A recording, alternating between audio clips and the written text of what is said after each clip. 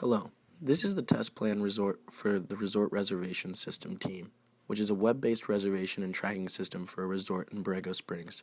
The purpose of the system is to allow staff and guests to make room, restaurant, and extra activities reservations online, and it will also allow authorized staff to control some data and options within the customer front website and generate reports for their business purposes. The entire scope of the software product demands that we test seven different aspects.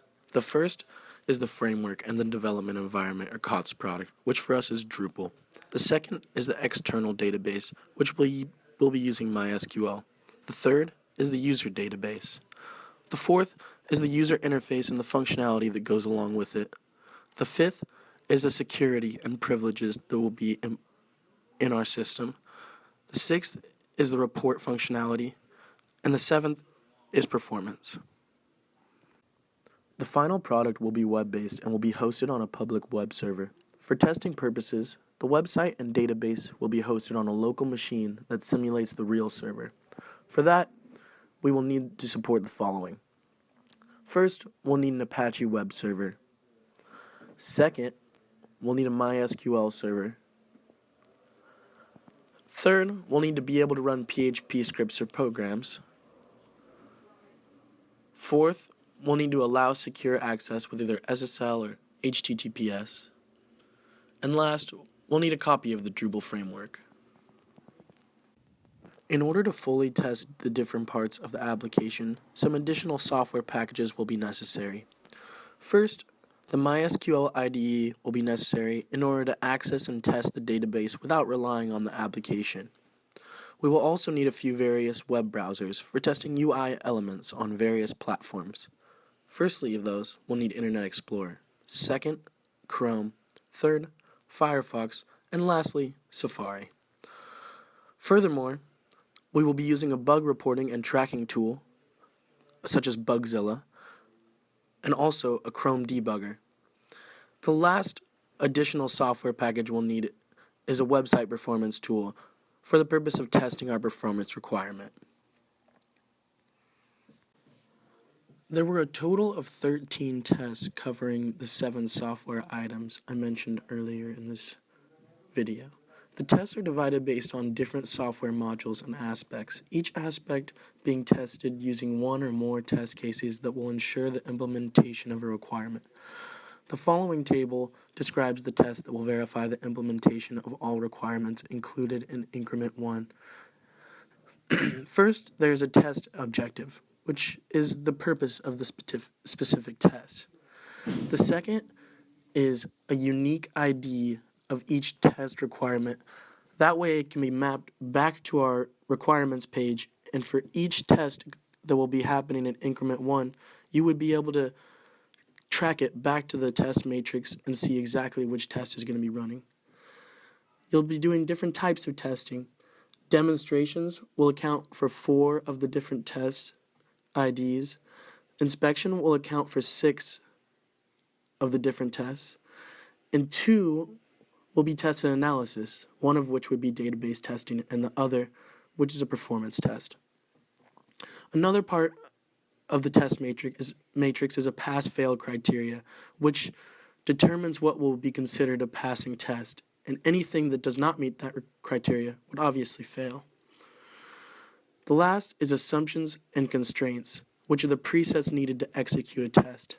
For instance, if the login functionality was necessary in order for this test, that would be an assumption. In order to test the system, some basic sample data for different modules will be created and inserted in the database in advance. First, we'll need some sample guest accounts with different statuses. For example, they'd be checked in or no reservation, etc. Some past guests that already checked out for their second one, so with dates that would go up to a year back. The third thing that would allow us to test would be for the administrator to put some announcements or already have some announcements written and published. And lastly, we would test for accounts for all types of users, so managers, staff, guests, etc. In order to capture the data, we're going to first need screenshots of the web app behavior. Second, data in the database. Third, information provided by the web app, reports, user information, etc. And last, performance data. In order to process the data during the testing, we will be transferred from the website interface to the database. In order to test the functionality of the application, tests will capture the data stored and modified in the database using an external tool. This will allow the tester to check that the intended data that was stored or retrieved using the UI was accurate and matches the data in the database. We will also need the user interface to be tested using scripts that will simulate the use of the application. For some requirements, it will be necessary to check the system's behavior for different types and ranges for the input. For example, boundary values for birth dates or reservation dates.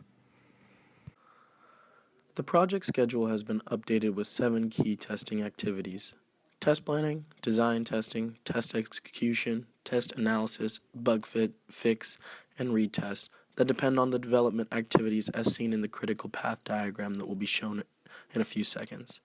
Though the test planning part is independent and can be done while the implementation of the requirements and development has begun, the schedule was also updated for the user interface part, where we negotiated with the customer to focus on the room reservation and move the restaurant reservation module and other extra activities such as hiking services into a further increment.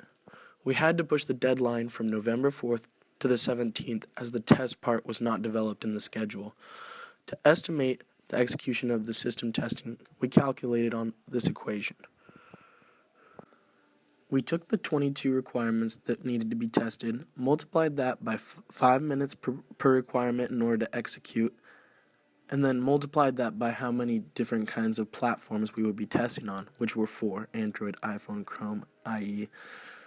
And we came up with 7.33 hours, and since there's 6 people in our team, it was 7.33 divided by 6, giving approximately 1 day per person.